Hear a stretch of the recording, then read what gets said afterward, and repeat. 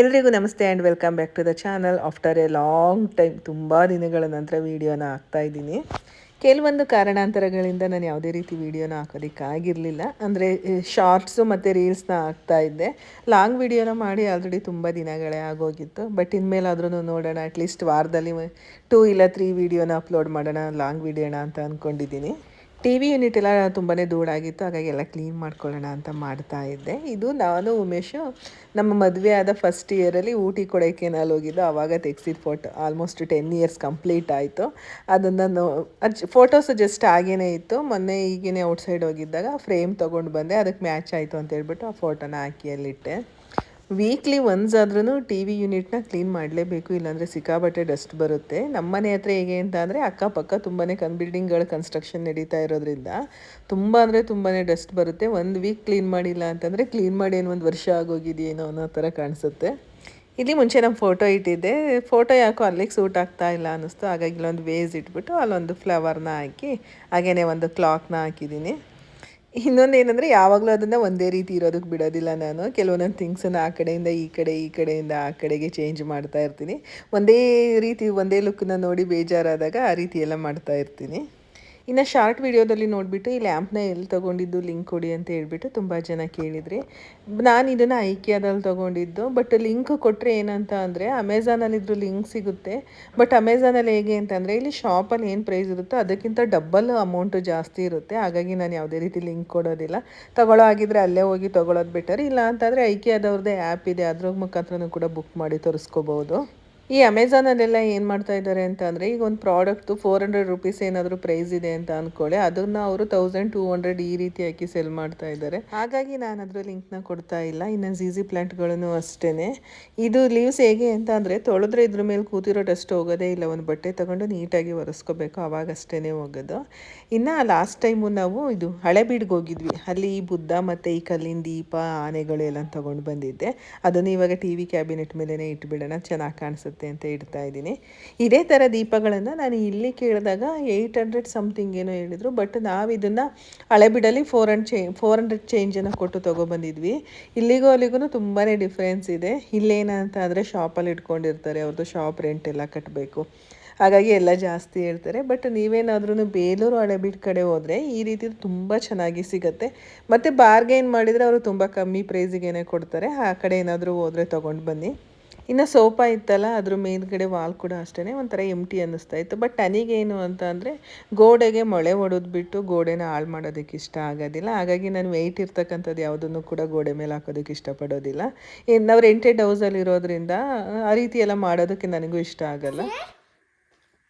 Water melon ಅಲ್ಲ ಕಂದಮ್ಮ, ಇದು water melon ತರ ಕಾಣಿಸ್ತಾ ಇಲ್ಲ. ಹೌದು, ಲೋಟಸ್ ವಾಟರ್ ಮೆಲನ್ ತರ ಇದೆ ಹಿಂಗೆ ಹೋಗಬೇಕಂದ. ಓಕೆ, ಹಂಗೆ ಮಾಡೋಣ. Lotus S C H O O S. Good boy. What is papa doing? Papa is making the lotus. Papa ಯಾಕೆ ಲೋಟಸ್ ಮಾಡ್ತಾಳೆ? ನಿಮಗೆ ಫ್ಲವರ್ ಎಕ್ಸಿಬಿಷನ್ ಇದೆಯಲ್ಲ ಸ್ಕೂಲಲ್ಲಿ, ಫ್ಲವರ್ ಎಕ್ಸಿಬಿಷನ್ ಅಲ್ಲಿ ಏನು ಮಾಡ್ತಾರೆ? ಅದನ್ನೆಲ್ಲ ಇಡ್ತಾರೆ, ನೀನು ತಗೊಂಡೋಗಿ ಕೊಡ್ತೀಯಲ್ಲ ಅದನ್ನು. ಅದಕ್ಕೆ ಅವಾಗ ಏನು ಮಾಡ್ತಾರೆ? ಏನು ಮಾಡ್ತಾರೆ ನಿಮಗೆಲ್ಲ ತೋರಿಸ್ತಾರೆ. ತೋರಿಸ್ಬಿಟ್ಟು ಅಷ್ಟೇ ಏನು ಮಾಡಿಸ್ತಾರೆ? ಎಲ್ಲ ಫ್ಲೇವರ್ದೆಲ್ಲ ಎಕ್ಸ್ಪ್ಲೈನ್ ಮಾಡ್ತಾರೆ ಮ್ಯಾಮ್ ನಿಮಗೆ. ಯಾವ್ಯಾವ ಕಾಂಪಿಟೇಷನ್ ಇದೆಯಾ? Competition? No competition.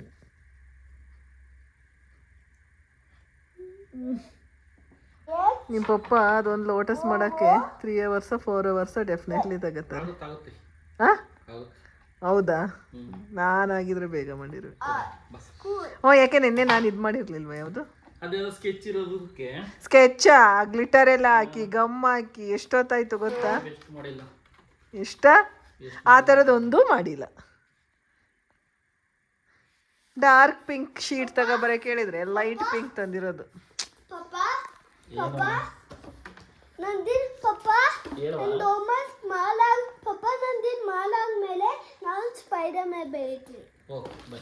Spider Man draw ಮಾಡಬೇಡ, ಸ್ಪೆಲ್ಲಿಂಗ್ಸ್ ಲರ್ನ್ ಮಾಡು.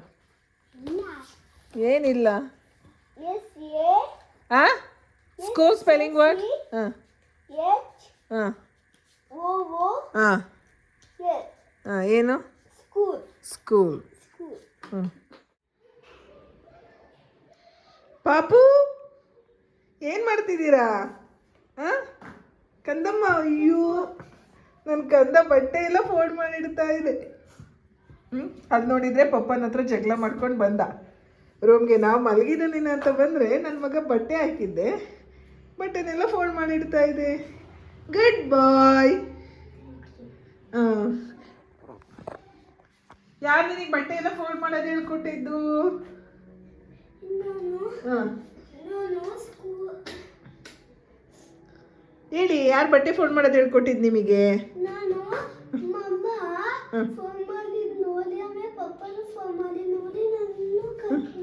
ಹೌದಾ? ನೋಡಿ, ಎಲ್ಲ ಸಪ್ರೇಟಾಗಿ ಇಡ್ತಿದ್ದಾನೆ. ನೋಡಿ ನನ್ನ ಮಗ ಎಷ್ಟು ಚೆನ್ನಾಗಿ ಬಟ್ಟೆ ಫೋಲ್ಡ್ ಮಾಡಿ ಇಡ್ತಿದ್ದಾನೆ ಅಂದರೆ, ಅದು ಕೂಡ ಎಲ್ಲ ಸಪ್ರೇಟ್. ನೋಡಿ, ಇದು ನನ್ನ ಬಟ್ಟೆಗಳು ಉಲ್ಟಾ ಇದೆ, ಹಾಗೆ ಮಾಡಿಸಿಟ್ಟಿದ್ದಾನೆ. ಇದನ್ನು ಸಪ್ರೇಟಾಗಿ ಇಟ್ಟಿದ್ದಾನೆ.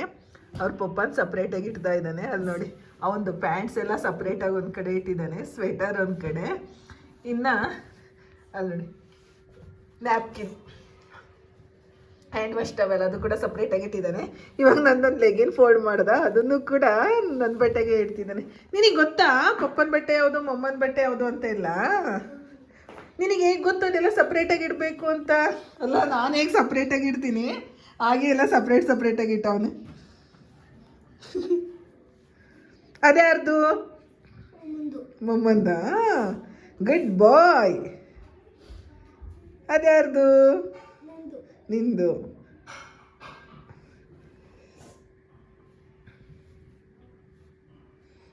ನೋಡಿ ಇವಾಗ ಎಲ್ಲಿರ್ತಾನೆ ಅಂತ. ಅದು ಸಪ್ರೇಟ್. ನಾನು ಇನ್ನರ್ ಗಾರ್ಮೆಂಟ್ಸ್ ಎಲ್ಲ ಸಪ್ರೇಟಾಗಿ ಇಟ್ಟಿರ್ತೀನಿ. ಸೊ ನಾವೇನಾದರೂ ಯಾರಾದರೂ ಅಪ್ಪಿ ತಪ್ಪಿ ಆ ಬಟ್ಟೆಗಳಲ್ಲಿ ಒಂದೊಂದು ಏನಾದರೂ ಓಪನ್ ಮಾಡಿ ಸರಿ ಮಾಡೋಕ್ಕೆ ಹೋದರೆ ರುದ್ರ ತಾಂಡವ ಆಡ್ಬಿಡ್ತಾನೆ. ಹಾಗಾಗಿ ಅವ್ರು ಇಲ್ಲದೆ ಇರೋ ಟೈಮ್ ನೋಡಿ ಎಲ್ಲನೂ ಸರಿ ಮಾಡಿಡಬೇಕು.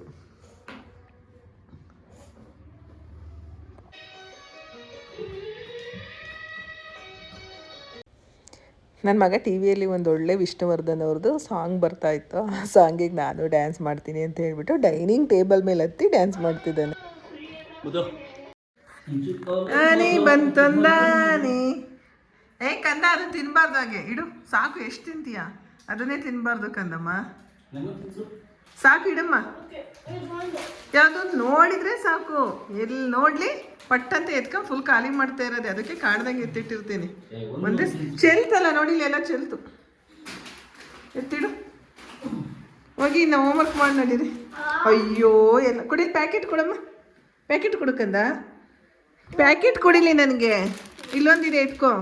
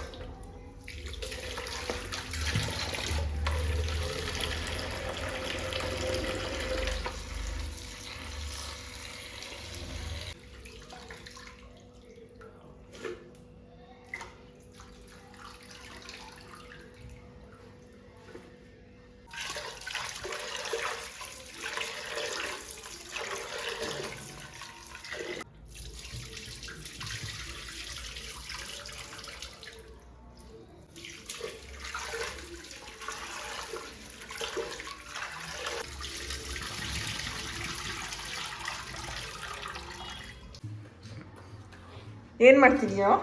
ಹಾಂ, ಯಾರನ್ನು ಕೇಳಿ ನೀನು ಕುಕುಂಬರ್ ತಗೊಂಡು ಅದನ್ನು ಪೀಲ್ ಮಾಡ್ತಿದ್ಯಾ?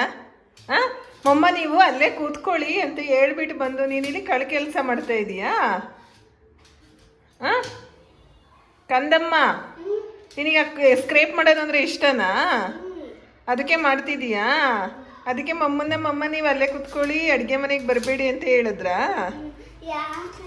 ಹಾಂ, ಯಾಕಂದ್ರೆ ಸಿಪ್ಪೆ ಬೇಯಿಸ್ಕೊತೀನಿ, ಹೆಂಗೆ ತಿನ್ನಕ್ಕೆ ಹಿಂಗ್ ಮಾಡ್ತಿದ್ದೆ. ನಾನು ಕೇಳಲಿಲ್ವಲ್ಲ, ನಾನು ಕುಕುಂಬರ್ ತಿಂತೀನಿ ಇವಾಗ ಅಂತ.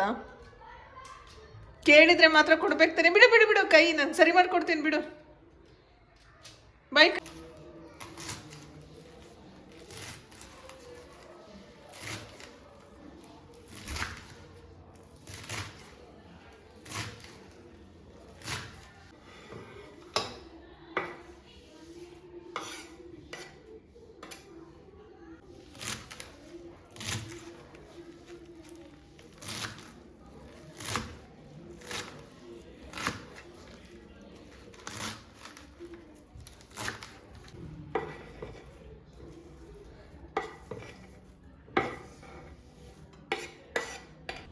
ಹಾಗೆಯೇ ಸ್ವಲ್ಪ ಸೊಪ್ಪಿನ ಸಾರನ್ನು ಕೂಡ ಮಾಡ್ತಾಯಿದ್ದೀನಿ. ಈ ಸಾರಂತೂ ಮಾಡೋದು ತುಂಬಾ ಈಸಿ ಮತ್ತು ತುಂಬಾ ಟೇಸ್ಟಿ ಕೂಡ ಆಗಿರುತ್ತೆ.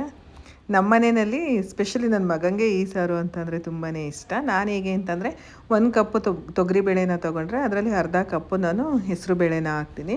ಜೊತೆಗೆ 2 ಈರುಳ್ಳಿ, 2 ಟೊಮೆಟೊ, ಒಂದು ಸ್ವಲ್ಪ ಜೀರಿಗೆ ಅಂದರೆ 1 ಸ್ಪೂನಷ್ಟು ಜೀರಿಗೆ, ಸ್ವಲ್ಪ ಅರಿಶಿನ ಮತ್ತು ನಾನಿಲ್ಲಿ ದಂಟಿನ ಸೊಪ್ಪು ಹಾಕ್ತಾಯಿದ್ದೀನಿ. ಅದನ್ನು ಚಿಕ್ಕದಾಗಿ ಕಟ್ ಮಾಡಿ ಹಾಕಿಬಿಟ್ಟು ಒಂದು ಸ್ವಲ್ಪ ನೀರು ಹಾಕಿ ಒಂದು 3 ವಿಷಲ್ಸ್ ಹಾಕಿಸ್ಕೊಳ್ತೀನಿ.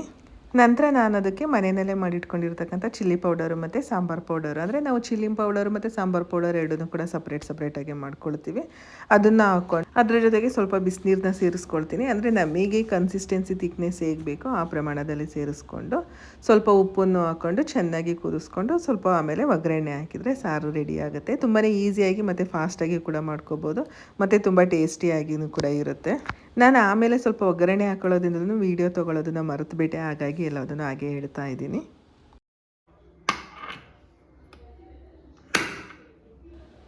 ಹಾಗೆಯೇ ಜೊತೆಗೆ ಒಂದು ಸ್ವಲ್ಪ ಕೋಸಂಬರಿನೂ ಸಹ ಮಾಡ್ಕೊಳ್ತಾ ಇದ್ದೀನಿ. ಸೌತೆಕಾಯಿ, ಕಡಲೆಬೇಳೆ ಎಲ್ಲನೂ ಹಾಕ್ಕೊಂಡು ಮಾಡ್ತಾಯಿದ್ದೀನಿ. ನನಗೆ ಈ ಕಡಲೆಬೇಳೆ ಮತ್ತು ಸೌತೆಕಾಯಿ ಹಾಕಿ ಮಾಡೋ ಕೋಸಂಬರಿ ಹೆಸರುಬೇಳೆ ಕೋಸಂಬರಿಗಿಂತಲೂ ತುಂಬಾ ಇಷ್ಟ ಆಗುತ್ತೆ. ಕಡಲೆಬೇಳೆನ ಆಲ್ರೆಡಿ ಮಧ್ಯಾಹ್ನನೇ ನೆನೆಸಿಟ್ಟಿದ್ದೆ. ಹೆಸರುಬೇಳೆ ಕಂಪೇರ್ ಮಾಡಿದರೆ ಕಡಲೆಬೇಳೆ ನೆನೆಯೋದಕ್ಕೆ ತುಂಬ ಟೈಮ್ ತೊಗೊಳುತ್ತೆ ಅಂತ ಹೇಳ್ಬಿಟ್ಟು ಅದಕ್ಕೆ ಇವಾಗ ಚಿಕ್ಕದಾಗಿ ಹೆಚ್ಚಿಟ್ಕೊಂಡಿರ್ತಕ್ಕಂಥ ಈರುಳ್ಳಿ, ಸೌತೆಕಾಯಿ, ಕೊತ್ತಂಬರಿ ಸೊಪ್ಪು, 1-2 ಹಸಿಮೆಣಸಿನ್ಕಾಯಿ, ತೆಂಗಿನಕಾಯಿ, ಜೀರಿಗೆನ ಸ್ವಲ್ಪ ಚೆನ್ನಾಗಿ ಈ ರೀತಿ ಕುಟ್ಟಿ ಹಾಕ್ಕೊಂಡ್ರೆ ಅದರ ಟೇಸ್ಟು ತುಂಬ ಚೆನ್ನಾಗಿ ಬರುತ್ತೆ. ಹಾಗಾಗಿ ಕುಟ್ಟಿ ಹಾಕ್ಕೊಳ್ತಾ ಇದ್ದೀನಿ. ಕೆಲವರಿಗೆ ಕಡಲೆಬೇಳೆ ಕೋಸಂಬರಿ ಗೊತ್ತಿಲ್ಲ ಅಂತ ಅಂದ್ಕೊಳ್ತೀನಿ. ಕೆಲವ್ರು ಮಾಡ್ತಾರೆ, ಕೆಲವ್ರು ಮಾಡಲ್ಲ. ನೀವೇನಾದರೂ ಮಾಡೋದಾದರೆ ಕಡಲೆಬೇಳೆ ಕೋಸಂಬರಿನ ನಾವು ಕೂಡ ಮಾಡ್ತೀವಿ ಅಂತ ಹೇಳ್ಬಿಟ್ಟು ಕಮೆಂಟ್ ಮಾಡಿ. ಆವಾಗ ಗೊತ್ತಾಗುತ್ತೆ ಯಾವ್ಯಾವ ಕಡೆ ಎಲ್ಲ ಮಾಡ್ತಾರೆ ಅಂತ ಹೇಳ್ಬಿಟ್ಟು. ಇನ್ನು ಮಾಡಲ್ಲ ಅನ್ನೋರು 1 ಟೈಮು ಟ್ರೈ ಮಾಡಿ ನೋಡಿ, ನಿಮಗೂ ಕೂಡ ಇಷ್ಟ ಆಗ್ಬೋದು. ಅಡುಗೆ ಕೆಲಸ ಎಲ್ಲ ಮುಗೀತು. ಇನ್ನು ಇವಾಗ ನನ್ನ ಮಗನಿಗೆ ಹೋಮ್ವರ್ಕ್ ಮಾಡಿಸೋ ಟೈಮು. ಅವನಿಗೆ ಹೋಮ್ವರ್ಕ್ ಕೂಡ ಮಾಡಿಸ್ತೀನಿ. ಗೈಸ್ ನೋಡಿ, ನನ್ನ ಮಗ ಕನ್ನಡ ಹೋಮ್ವರ್ಕ್ ಮಾಡ್ತಾ ಇದ್ದಾನೆ. ಕಂದಮ್ಮ, ಏನು ಬರೀತಾ ಇದ್ದೀರಾ? ಕನ್ನಡ. ಯಾವ ಲೆಟರ್ ಅದು? ಇ. ಇಲಿ. ಎಷ್ಟು ಮುದ್ದಾಗಿ ಬರೀತಾ ಇದ್ದಾನೆ ನೋಡಿ. ಅವನ ಹ್ಯಾಂಡ್ ರೈಟಿಂಗ್ ಎಷ್ಟು ಚೆನ್ನಾಗಿದೆ ನೋಡಿ, ಎಷ್ಟು ಚೆನ್ನಾಗಿ ಬರೀತಾ ಇದ್ದಾನೆ. ನನಗಂತೂ ಇವನು ಕನ್ನಡ ಬರೆಸ್ಕೋಬೇಕಾದ್ರೆ ನಾನು ಇವನಿಗೆ ಜಾಸ್ತಿ ಏನು ಹೆಲ್ಪೇ ಮಾಡಲಿಲ್ಲ. ಬಂದವನು ಹೋಮ್ವರ್ಕ್ ಮಾಡ್ಲಿಕ್ಕೆ ಸ್ಟಾರ್ಟ್ ಮಾಡಿದವನೇ ತುಂಬ ಮುದ್ದಾಗಿ ಬರ್ದ. ನನಗಂತೂ ನೋಡಿಬಿಟ್ಟು ಫುಲ್ಲು ಶಾಕು. ಕಂದಮ್ಮ, ಗುಡ್ ಬಾಯ್. ಸೇನ್ ರೈಟ್, ಓಕೆ?